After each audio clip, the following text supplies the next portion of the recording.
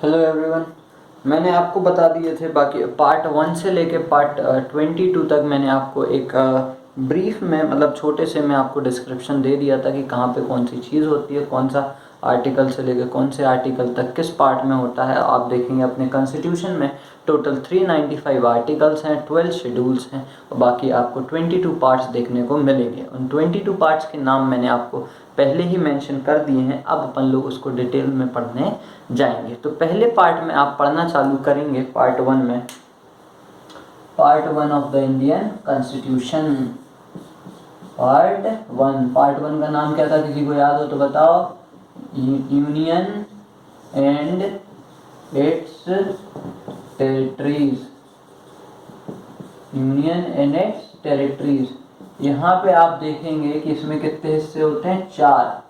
Part 1 में कितने article हैं? 4। कौन कौन से? 1 2 3 4। पार्ट 1 कहाँ से कहाँ तक है? 1 से लेके 4 तक। पार्ट 1 कहाँ से कहाँ तक है? 1 से लेके 4 तक। पहले आर्टिकल में क्या बोला जाता है कि इंडिया क्या है? India is a union of state. क्या बोला जाता है? India is a union of state. India is a union of state. दूसरी चीज, दूसरे आर्टिकल में बोला जाता है कि अपन किसी भी फॉरेन कंट्री को इंडिया में मिला सकते हैं, किसी भी फॉरेन स्टेट को इंडिया में मिला सकते हैं, बशर्ते वही एक एग्रीमेंट साइन करना पड़ेगा जैसे कि जम्मू कश्मीर करता है। ठीक है। तीसरा आर्टिकल क्या कहता है? अच्छा जी, कौन सा हो गया? दूसरा। तीसरा क्या कहता है कि अपन लोग जो स्टेट की बाउंड्रीज होती हैं उसमें भी बदलाव कर सकते हैं और स्टेट को ब्रेक डाउन भी कर सकते हैं।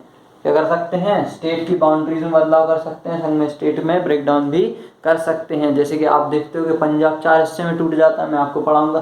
फिलहाल में आप देख रहे हैं यूपी को तोड़ने की बात चल रही है, पूर्वांचल और यहाँ पे बुंदेलखंड वाले हिस्से में तोड़ने की बात चल रही है। तो ये स्टेट बाउंड्रीज में आ जाता है कि आप क्या कर सकते हैं, उसमें तब्दीली भी कर सकते हैं। जैसे कि झारखंड उड़ीसा बंगाल वाला पार्ट टूटा, बिहार जो भी था। चौथे में क्या आता है? अब देखो, इन सबके लिए आपको क्या करना पड़ेगा? मतलब जो पार्लियामेंट है इसमें एक लॉ पास कराना पड़ेगा। लॉ पास कराने के लिए मेजोरिटी कितनी चाहिए? बचपन से पढ़ते आ रहे हो, 2/3 ऑफ मेजोरिटी। लेकिन संघ में क्या चाहिए पड़ता था? प्रेसिडेंट का ऑथराइजेशन, मतलब सिग्नेचर। या हाँ, प्रेसिडेंट की भी हाँ चाहिए पड़ती थी, लेकिन इसमें एक प्रेसिडेंट के हाँ की जरूरत नहीं है। इनमें ये बिल पास कराने में प्रेसिडेंट की हाँ की जरूरत नहीं है। ये बिल पास कराने में प्रेसिडेंट की हाँ की जरूरत नहीं है। मतलब यहाँ से प्रेसिडेंट से पूछेगा नहीं, प्रेसिडेंट यहाँ पे टांग नहीं अड़ा सकता। तो मेजोरिटी सिर्फ क्या होगा? मेजोरिटी पास करा लो, आपकी स्टेट टूट गई। बड़ी बात है? नहीं है। अब इन्हीं के थ्रू आप देखेंगे कि क्या हुआ, बहुत सारी जो स्टेट्स थी वो टूटी। पहले क्या होता है आप देखें, सबसे पहले इंडिया बहुत बड़ा था, इतना बड़ा था इंडिया। यहाँ पे भी पाकिस्तान, अफगानिस्तान सब अपना, ठीक है, वहां पे भी म्यांमार अपना। सबसे पहले क्या टूटता है? अफगानिस्तान। क्या होता है? सबसे पहले कौन टूटता है? अफगानिस्तान। कब टूटा भैया? 1833 में। अफगानिस्तान कब टूटा? 1833 है, कंफ्यूज हो जाते हैं। 1893 में अफगानिस्तान कब टूटता है? 1893। तो देखो समझो, पाकिस्तान तो पहले जब मिला ही हुआ था इंडिया में, तो मतलब इंडिया में, पुराना इंडिया में इंक्लूडेड पाकिस्तान वाला, इंडिया में अफगानिस्तान में एक लाइन बनी होगी बीच में। उस लाइन को अपन लोग क्या बोलते हैं? Durand line. डुरंड लाइन क्या बोलते हैं? Durand line. किसके बीच में? अफगानिस्तान और इंडिया के बीच में। कब? 1893 में। ये क्या था? ये अखंड भारत का पहला हिस्सा था। क्या था? अखंड भारत का पहला हिस्सा कौन बना? अफगानिस्तान। इसीलिए मर रहा है अभी फिलहाल में। खैर, गलती किसी की नहीं थी, अपनी थी। दूसरा आप देखेंगे, अखंड भारत का दूसरा हिस्सा कब होता है भैया? 1935 में। अपन से कौन अलग होता है? म्यांमार। 1935 में अपन से कौन अलग होता है? म्यांमार। ठीक है। म्यांमार और भारत के बीच में जो लाइन खींची हुई है इसको कहते हैं क्राइल रेड क्लिफ। ये भैया जिसने खींची थी उसी के नाम पे क्या कहते हैं, क्राइल रेड क्लिफ। ठीक है, ये लाइन खींचने के लिए वजह से वो मतलब इसको अलग करने के लिए वजह से कौन बुलाया गया था, एक मिनिस्टर बुलाया गया था, ब्रिटिश ऑफिशियल बुलाया गया था, उसी ने इसको अलग करा था, तो उसी के नाम पे वो लाइन दे दी जाती है Cyril Radcliffe. Radcliffe line इसको कह सकते हैं, नाम था ये पूरा रेड क्लिफ, उसके ऑफिसर का रेड क्लिफ लाइन होती है। ठीक है, ये दो हो गए। इसके बाद 1947 में दो देश अलग हुए, भली भांति आपको पता होगा। सबसे फेमस नंगा पाकिस्तान, दूसरा बांग्लादेश सपोर्टर। अच्छा एक चीज देखना, ये दोनों एक ही नस्ल के, लेकिन ये सपोर्टर ये आतंकवाद सप्लाई करता है। ठीक है, तो इससे हमारे रिलेशन अच्छे हैं और इससे बहुत ही खराब। ठीक, तो पाकिस्तान 15 अगस्त 1947, बांग्लादेश 15 अगस्त 1947। बांग्लादेश और इंडिया को जो लाइन अलग करती है उसको कहते हैं 0 डिग्री लाइन। क्या कहते हैं, बांग्लादेश 0 डिग्री लाइन इसको कहा जाता है। बाकी इंडिया और पाकिस्तान को जो लाइन डिवाइड करती है उसको भी क्या कहा जाता है, रेड क्लिफ लाइन कहा जाता है। क्या कहा जाता है, मतलब वही रेड क्लिफ लाइन कहा जाता है। इंडिया पाकिस्तान को जो डिवाइड करती है उसको भी क्या कहा जाता है, रेड क्लिफ लाइन कहा जाता है। यहाँ तक तो आई होप आप लोग को समझ में आ गया होगा। अब इसको मिटा दें, कोई समस्या इसमें तो होगी नहीं, हो तो आप कमेंट बॉक्स में लिख सकते हैं। अब देखो, आपको आर्टिकल 1 से लेकर 4 तक तो समझ में आ ही गया। अब अपन लोग समझेंगे कि इनसे क्या क्या चीज़ें नुकसान हुई या इनसे क्या किस किस चीज़ों में चेंज, मतलब क्या क्या चीज़ें इसमें बदली। तो आप देखेंगे जो इंडिया था, ब्रिटिश इंडिया, इसमें कितनी प्रोविंसेस थी, 552 प्रोविंसेस। कितनी थी, 552 प्रोविंसेस हमारे भारत देश में थी। कब, जब अपने यहाँ पे भारत एक्चुअली में पुराना वाला था। कितनी प्रोविंसेस थी, 552 प्रोविंसेस। तो जब भारत हुआ तो भारत का लास्ट वाइसरॉय ऑफ इंडिया कौन था, लॉर्ड माउंटबेटन। लॉर्ड माउंटबेटन ने कहा कि हम इसको मिलाने में मदद करवाएंगे। तो इसमें दो लोग थे, ठीक है, दो भारत वाले।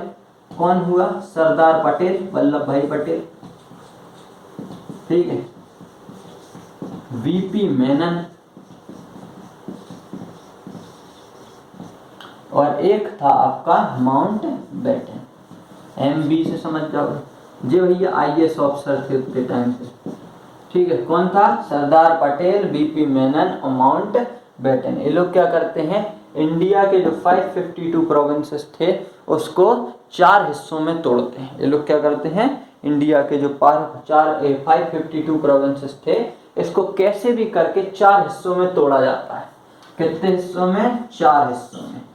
ठीक है, कौन सा, ए बी सी डी। ठीक है, अब एक कैटेगरी में एक क्लास के बच्चे आते, सबसे ज्यादा पढ़े और लिखे, तो वो कौन थे, ब्रिटिश। कौन थे, ब्रिटिश प्रोविंसेस। ये वो एरियाज थे जहां पे ब्रिटिशर्स ने पूरी तरीके से कब्जा करके रखा था। ये वाले कौन से एरिया होते थे जो कि पूरी तरीके से ब्रिटिश के कंट्रोल के अंडर में आते थे। दूसरे बी वाले कौन से एरियाज होते थे जहां पे राजा कंट्रोल करके रखे थे, मतलब प्रोविंशियल एरियाज जितने भी थे वो कौन से थे, बी पार्ट वाले। यहाँ पे राजा महाराजा ने, मतलब संभालते तो अंग्रेजी थे लेकिन राजा महाराजा यहाँ पे रहते थे। सी में कौन सा एरिया आता है, कमिश्नरी, जहाँ पे ब्रिटिशर्स ने अपना एक चमचा बिठा के रखा था, वो किस में आ जाता है, कमिश्नरी में आपका आ जाता है। ये क्या होता था, कमिश्नरी ज्यादातर वो जगह होती थी जो कि डेवलप्ड होती, क्या होती थी, डेवलप। इन पे लोग कब्जा कर लेते थे ऑटोमेटिकली पूरे स्टेट पे। जैसे आपको महाराष्ट्र पे कब्जा करना है तो ऐसे आप पूरे महाराष्ट्र पे थोड़ी करोगे, मुंबई कर लोगे, एक आध और डेवलप जगह ऐसे कर लोगे, नारियल बन गया। ठीक है, तो इन पे कब्जा करके ऑटोमेटिकली पूरे महाराष्ट्र पे तो हो ही जाएगा। अब इंडिया पे भी पूरा कब्जा करा था, इसका मतलब ये थोड़ी पूरे इंडिया पे कब्जा कर लिया, धीमे धीमे डेवलप जगह पे करा, उसके बाद धीमे से अपने आप पूरे इंडिया पे हो गया। और चौथी आती है यूनियन टेरिटरीज। इनको क्या कर दिया गया, डिवाइड। ये कितने थे, 9। एक भी कितने थे, 9। ये कितने थे, 10 और ये कितने थे, गिनती नहीं थे। ठीक है, इनको क्या कर दिया गया, डिवाइड कर दिया गया। ठीक है, अच्छा ये जो यूनियन टेरिटरीज वाला एरिया था ये पोर्ट एरियाज में आता है। क्या था, यूनियन टेरिटरीज वाला एरिया जो आता है आपका पोर्ट एरियाज में आता है। इतना समझ में आ गया। कौन से British provinces, provincial areas, commissionery, union territories जो कि पोर्ट एरिया में आता है। गिनती याद रख लो 9 9 10 और इसका कुछ ज़्यादा पता नहीं था। कौन थे, सरदार पटेल, वीपी मेनन और लॉर्ड माउंटबेटन। वीपी मेनन उतने टाइम पे क्या थे, आईएएस अफसर थे। कमेटी कितने टाइम पे बनाई गई थी, 1949 के टाइम पे बनाई गई थी। कब बनाई गई थी, 1949 नहीं कह सकते आप, डायरेक्टली 1947-8 के टाइम पे कह लीजिए। ठीक है, देख लेना एक बार, 1948 के टाइम पे लगभग बनाई गई थी। तो क्या करा जाता है, अब ये हो जाता है। अब उतने टाइम पे प्राइम मिनिस्टर कौन बनाए गए थे, जवाहरलाल नेहरू। उतने टाइम पे देश के प्राइम मिनिस्टर कौन थे, प्रोविंशियल इंडिया के पहले प्राइम मिनिस्टर कौन थे, जवाहरलाल नेहरू। इंडिपेंडेंट इंडिया के पहले प्राइम मिनिस्टर कौन थे, जवाहरलाल नेहरू। ठीक है, समझ रहे हो, प्रोविंशियल मतलब प्रोविजनल, प्रोविजनल में कौन थे, जवाहरलाल नेहरू। और इसमें भी कौन थे, जो जब इंडिपेंडेंट इंडिया बना तो जवाहरलाल नेहरू। प्रोविंशियल इंडिया चला 1947 से लेकर 1951, जब तक देश में कोई भी गवर्नमेंट नहीं थी, सिर्फ अंग्रेज छोड़ गए थे कि आप देश को पहले चलाना सीखिए। ठीक है, 1951 में पहली बार इलेक्शन हुआ, तब कांग्रेस जवाहरलाल नेहरू जी से तब बना ना। ठीक है, तो क्या होता है, जवाहरलाल नेहरू कहते हैं कि इसको डिवाइड कैसे करा जाए। तो भैया क्या करा जाता है, कमेटी बनाई जाती है। क्या करा जाता है, कमेटी बनाई जाती है। एक मिनट रुक जाओ, मिटा दें इसको। ठीक है, जवाहरलाल नेहरू क्या कहते हैं कि इंडिया को डिवाइड कैसे, मतलब एक 552 प्रोविंसेस है, नेहरू हैं जवाहरलाल बांगड़ू। ठीक है, ये क्या कहते हैं कि इंडिया को किस तरीके से ऐसा बनाया जाए, किसको चलाया जाएगा। तो पहले तो 4 उसमें तोड़ दिया जाता है इंडिया को, कॉन्स्टिट्यूशन में भी 4 के हिसाब से तोड़ दिया जाता है। लेकिन समस्या ये आई कि इनने क्या बनाया, एक कमीशन बनाया। इनने सोचा कि इंडिया को लैंग्वेज के हिसाब से तोड़ा जाए। लैंग्वेज के हिसाब से तोड़ने के लिए इनने पहले क्या बनाया, कमीशन बनाया। क्या बनाया, कमीशन बनाया, जिसका पहले कमीशन जो बनाया गया उसका नाम क्या था, एस.के. धर कमीशन। क्या नाम था, एस.के. धर कमीशन। कब बना, 1948 में। रिपोर्ट कब दी, 1949 में। ठीक है, ये बना। इसने कह दिया लैंग्वेज के हिसाब से बनाना ठीक नहीं है, लैंग्वेज के हिसाब से कंट्री को डिवाइड करना ठीक नहीं है। ठीक है, ये मान गए। इसके बाद क्या बनाते हैं, जेवीपी कमीशन। क्या बनाते हैं, जेवीपी। खैर नाम है, जवाहरलाल नेहरू, वल्लभ भाई पटेल और पट्टाभी सीतारमैया। जवाहरलाल नेहरू, वल्लभ भाई पटेल और पट्टाभी सीतारमैया। एक लोग क्या करा जाता है, लोग अपना कमीशन बनाते हैं अपना 1949 में। ये रिपोर्ट पेश करेंगे 1950 में। ये भी कहते हैं कि हमारे देश को लैंग्वेज के हिसाब से बांटना ठीक नहीं है। तो ये तो दोनों हो गए। ठीक है, लेकिन समस्या कब आती है, ये दोनों कमीशन आ जाते हैं और दोनों कह देते हैं कि हमको भारत को इसके हिसाब से नहीं बांटना है। ठीक है, बात खत्म हो गई। लेकिन एक आदमी था जिसका नाम था पेटू श्री रामलू। क्या नाम था, पेटू श्री रामलू। ये कहाँ का था, आंध्र प्रदेश का। ये क्या करता है, ये नौकरी करता था आंध्र प्रदेश तमिल पहले एक था। तो इसको क्या होता था, तमिल भाषा समझ में नहीं आती थी। ठीक, तो इसको दिक्कत होती थी। दूसरी चीज़ ये कहता था कि जैसे अगर आप लैंग्वेज के हिसाब से करते भी हैं, तो हम यहाँ पे बोलते हैं तो मलयालम, यहाँ पे आंध्र भाषा, फिर तमिल भाषा, फिर थोड़ा और आगे चलो कोई दूसरी भाषा, महाराष्ट्रियन आ गई, फिर उसके बाद गुजराती आ गई। तो हाल कुछ टाइम बाद अलग अलग जगह पे अलग अलग भाषा हो रही थी, जिसके वजह से बहुत सारी दिक्कतें सामने आ रही थी। तो इसका ये कहना था कि ये दिक्कतें आ रही हैं, कुछ इसको सॉल्व करा जाए। तो उतने ये कहता है कि लैंग्वेज के हिसाब से जो आंध्र प्रदेश है इसको अलग कर दिया जाए तमिल से। तो लोग कहते ऐसा तो नहीं हो पाएगा, इतने बड़े बड़े लोगों ने बोला है, एस.के. धर उतने टाइम पे जज थे सुप्रीम कोर्ट के, जेवीपी कमीशन आया, जवाहरलाल नेहरू, वल्लभ भाई पटेल, पट्टाभी सीतारमैया ने, इतने पढ़े लिखे लोग बोल रहे हैं कि डिवीजन नहीं होगा, तुम कहाँ कौन सी खेत की मोली। ये कहता है ठीक है। ये बैठ जाता है अनशन पे, कितने दिन के, 56 दिन। मोदी जी का सीना, ये क्या होता है 56 दिन 56 डेज के अनशन पे बैठ जाता है। अब बेचारा बैठेगा तो खाएगा पिएगा तो है नहीं, एनर्जी ड्रिंक वगैरह पी सकते हैं। अनशन पे बैठने का मतलब होता है कि आप उसमें कुछ भी नहीं खा सकते हैं, सिर्फ पी सकते हैं, वो भी एनर्जी ड्रिंक रेड बुल उसमें पी सकते हैं। लेकिन कहाँ थे यार 1952 में, यहाँ कौन सा एनर्जी ड्रिंक चलता था, कोका कोला ना, ठीक है। तो 1952 में क्या हो जाता था, अपन लोग इसको क्या कर सकते भैया, इसकी क्या हो जाती 56 दिन अनशन पे बैठता है, इसकी मौत हो जाती है। अभी रिसेंटली आप देखोगे अनशन पे कौन बैठ गया था, एक का नाम है यार बंगाल, हाँ ममता बनर्जी,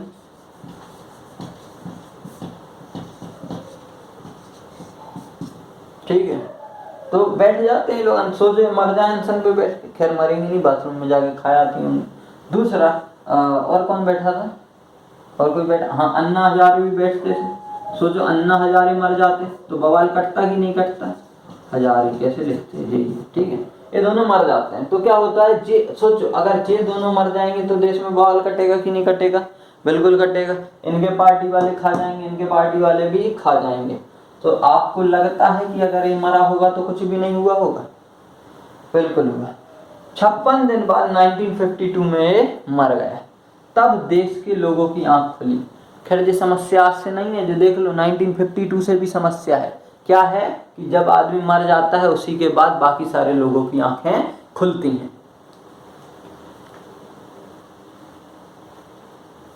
जब आदमी मर जाता है तभी बाकी सारी लोगों की आंखें खुलती हैं। 1952 से समस्या, अभी कौन सी नई बात होती, अब ये भी मरेगा तभी इज्जत करी जाएगी।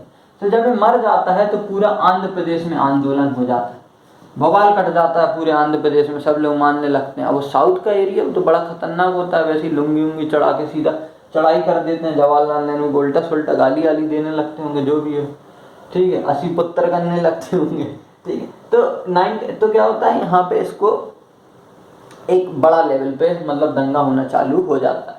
जवाहरलाल नेहरू कहते हैं मैटर को सल्टाओ, मैटर को सल्टा के क्या कर दिया जाता है 1953, कब 10 अक्टूबर 1953 को क्या कर दिया जाता है, जो आंध्र प्रदेश है इसको क्या बनाया जाता है, पहली ऐसी स्टेट जिसको on the basis of language divide करा गया। 1953 में आंध्र प्रदेश को क्या बना दिया जाता है, पहली ऐसी स्टेट बना दिया जाता है जिसको on the basis of language divide करा गया।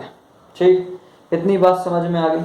इसके बाद क्या होता है, अब ये आंदोलन यहाँ पे रुक गया, 1953 में रुक गया। तो अब भैया इतना सब आंदोलन होता है तो अब जवाहरलाल नेहरू को माफ़ी भी मांगनी पड़ेगी। एक तो स्टेट अलग कर दी, दूसरा इनको माफ़ी भी मांगनी पड़ेगी।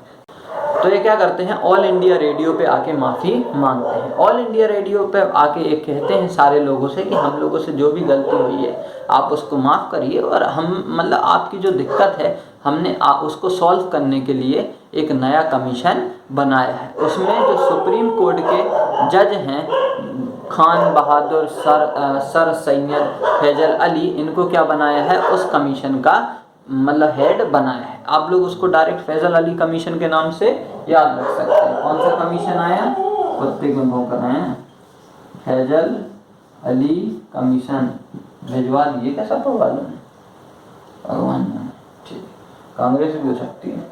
फैजल अली वाले क्या कर देते हैं, फैजल अली कमीशन बनाया जाता है। ये कौन थे, सुप्रीम कोर्ट के जज, पूरा नाम क्या था इनका, खान बहादुर सर सैयद फैजल अली, खान बहादुर सर सैयद फैजल अली, बहुत बड़ा नाम था। तो इनको क्या करा जाता है, आयोग बनाया जाता है, मतलब इनका कमीशन बनाया जाता है। कब बनेगा, 1953 में। रिपोर्ट कब देगा, जवाहरलाल नेहरू कहता है आराम से रिपोर्ट देना, पूरा सोच समझ के रिपोर्ट देना 1956 तक। इतने के बीच में बाकी जा रहे सारे स्टेट से वो भी मांग करने लगते हैं हमें भी अलग अलग लैंग्वेज की भाषा पे डिवाइड करो, तो ये बवाल बढ़ता चला जाता है, एक शांत करा था और बढ़ जाते हैं। तो इनको एक कमान जो होती है वो सौंपी जाती है 1953 में, और ये अपनी रिपोर्ट कब देते हैं, 1956 में। ये 1956 में कहते हैं कि इंडिया को on the basis of language divide करना ठीक रहेगा, इंडिया को on the basis of language divide करना ठीक रहेगा। सब लोग खुश हो जाते हैं। तो ये जब बिल पास होता है, अब देखो एक सुप्रीम कोर्ट के जज ने कहा कि ये on the basis of divide करना ठीक रहेगा, लेकिन आपको अगर आपने कॉन्स्टिट्यूशन ऑफ इंडिया थोड़ा बहुत भी पता है तो आपको पता होगा कि सुप्रीम कोर्ट की बात मानने के लिए अपन लोग कोई वो नहीं है, मतलब जरूरी नहीं है सुप्रीम कोर्ट के जज की बात मानना, क्योंकि अपन लोगों ने अपना प्रतिनिधि चुन के कहाँ पे बैठाया है, वहाँ पे एमपी बना के बैठाया है। लोकसभा राज्यसभा में क्यों बैठाया, फालतू में।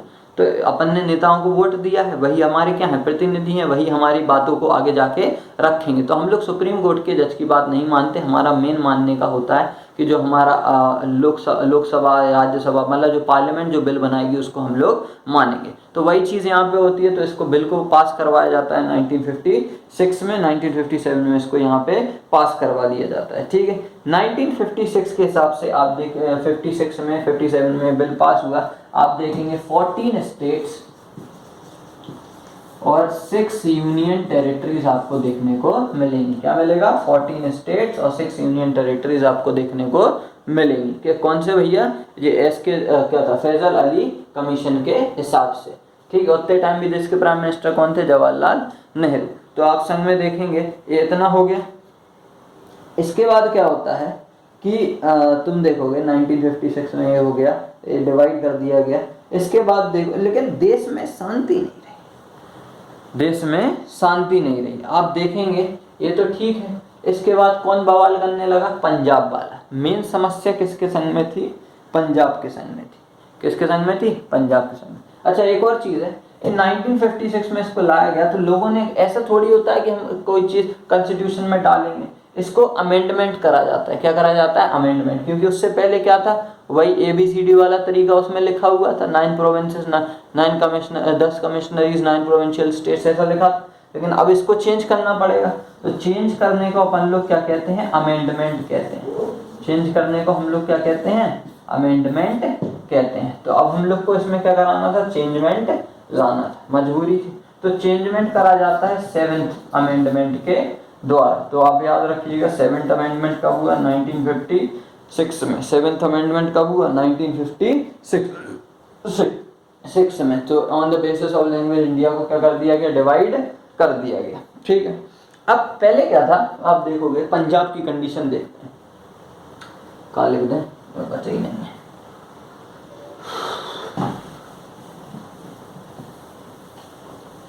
ठीक, देखो पहले क्या था, पंजाब की कंडीशन देखते हैं। पंजाब का नाम एक्चुअली में पंजाब था ही नहीं। पंजाब को क्या बुलाया जाता था, पेप्सू। क्या बुलाया जाता था, पेप्सू। पटियाला, पैक बना लो, and east Punjab state union. क्या था, यूनियन, यू से union. Patiala east, Patiala and east Punjab state union, इसको पेप्सू कहते थे। अब पंजाब के संग में समस्या क्या थी, पंजाब था बड़ा, इसमें अलग अलग भाषा के बोलने वाले लोग रहते थे। यहाँ हरियाणवी बोलने वाले लोग रहते थे, हिंदी बोलने वाले लोग रहते थे। एक वो एरिया था जहाँ पे पहाड़ वगैरह ज़्यादा थे, और एक वो एरिया था जो कि विवादित एरिया में आता था, मतलब समस्या वाला, कॉन्फ्लिक्ट वाला एरिया था। ठीक है, तो अब इनने कहा कैसे डिवाइड करा जाए। इनने कहा ठीक है, ये 4 दिक्कतें इनको समझ में आई। क्या, हिंदी बोलने वाले, हरियाणवी बोलने वाले, पहाड़ वाले, और समस्या वाला एरिया। इनने कहा ठीक है, हो गई 4 स्टेट, ABCD 4 स्टेट, मतलब 1 2 3 4 स्टेट हो जाएंगे। जो हिमालय की साइड है उसको क्या नाम दे दिया गया, हिमाचल प्रदेश। हिमालय की साइड वाले को क्या नाम दे दिया गया, हिमाचल प्रदेश। हिंदी जो बोलते थे उसका क्या नाम दे दिया गया, हरियाणा। हिंदी बोलने वाले को क्या नाम दे दिया गया, हरियाणा। जो पंजाबी बोलते थे उसको क्या नाम दे दिया गया, पंजाबी। पंजाबी बोलने वाले को मतलब पंजाब नाम दे दिया गया, पंजाबी ने। और इसके बाद जो विवादित एरिया था इसको क्या बना दिया गया, यूनियन टेरिटरी, जो कि आपकी है चंडीगढ़। क्या है, चंडीगढ़। दिला दे घर चंडीगढ़ में बादशाह। ये क्या करता है, चंडीगढ़ की राजधानी पंजाब की भी है और हरियाणा की भी है। किस किस की है, हरियाणा पंजाब दोनों की राजधानी कौन है, चंडीगढ़। दिला दे घर चंडीगढ़ में। ठीक है, इन दोनों की राजधानी कौन है आपकी, पंजाब, हरियाणा की चंडीगढ़ भी है। तो इस हिसाब से पेप्सी जो कमीशन है इसने क्या कर दिया, पंजाब को 4 हिस्सों में डिवाइड कर दिया, और पंजाब खुशहाल हो गया। उसके बाद अगर एक बना रहता तो 80 पुत्र करते रहते लोग। इनको भी क्या चाहिए था, अलग से चाहिए था, क्योंकि इन लोग को 80 पुत्र समझ में नहीं आता, हिंदी बोलने वालों को दिक्कत होती है।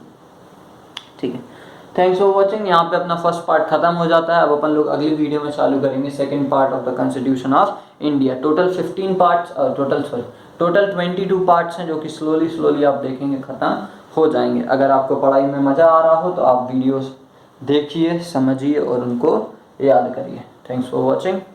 शबा खैर और नमस्कार।